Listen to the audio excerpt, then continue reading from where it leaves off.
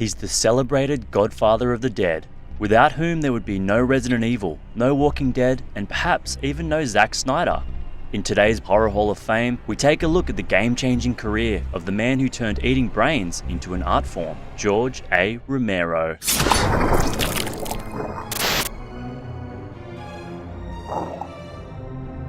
A boy from the Bronx, Romero began his career shooting short films and TV commercials for none other than Fred Rogers. Yep, that one.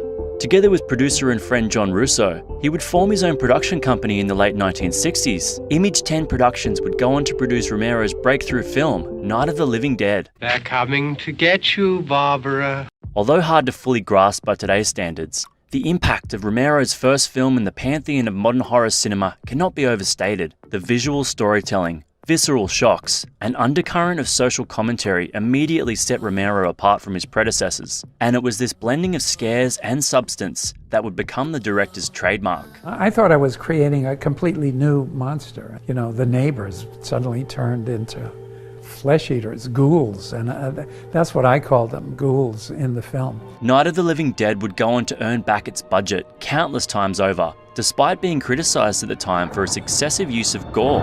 The killers are eating the flesh of the people they murder. Yeah, they're dead. They're all messed up. In the wake of this early success, Romero would try his best to avoid being pigeonholed, taking on a variety of genres that range from romantic comedy to drama to science fiction. From the director of Night of the Living Dead, But Romero would eventually be enticed back to the series that made his name by a fellow horror filmmaker who had been watching from afar. Dario Argento called me from Italy. He said, I will finance a zombie film if you want to make it. Do you have an idea?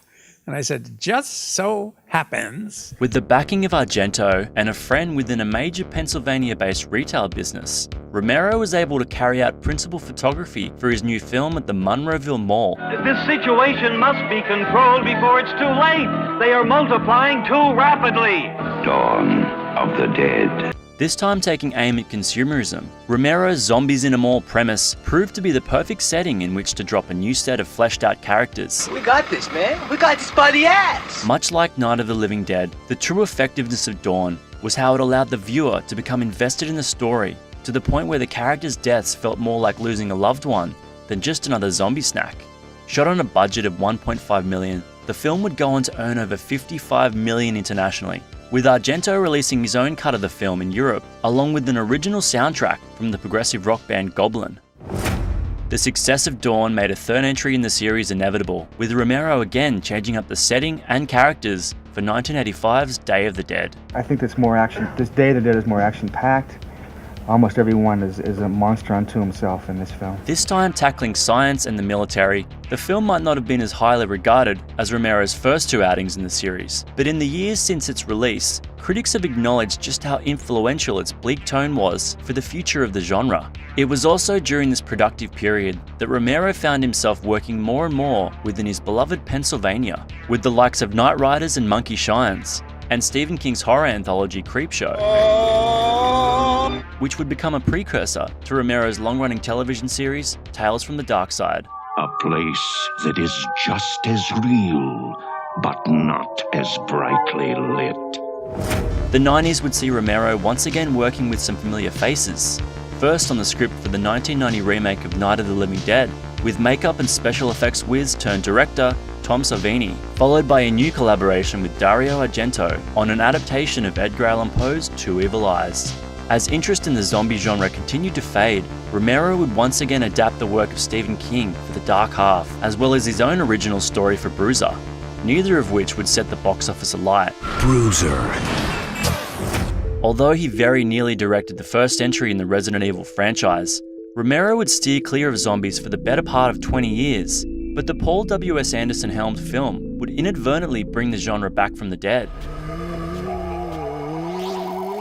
Along with Edgar Wright's zombie rom-com, Danny Boyle's bleak 28 Days Later, and Zack Snyder's well-received Dawn of the Dead remake, this period of the early noughties delivered the shot in the arm Romero needed to get his long-dormant series back on its feet. He would go on to release Land of the Dead in 2005. Zombies, man.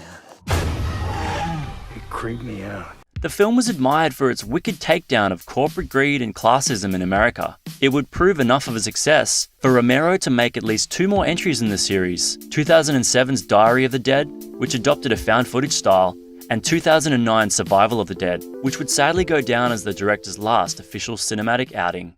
Filmmaker George Romero has died. Filmmaker George Romero. He lost his battle with lung cancer today at the age of 70. He was 77.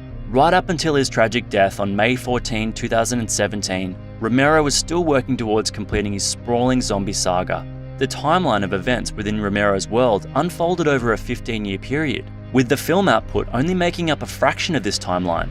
Several more of Romero's unproduced works would find their way into the world in the years following his death, including a previously unreleased film from 1973, but the greatest mark will always be left by the man himself, a mark on a genre that will forever be living in his shadow, and a series of films that will never die.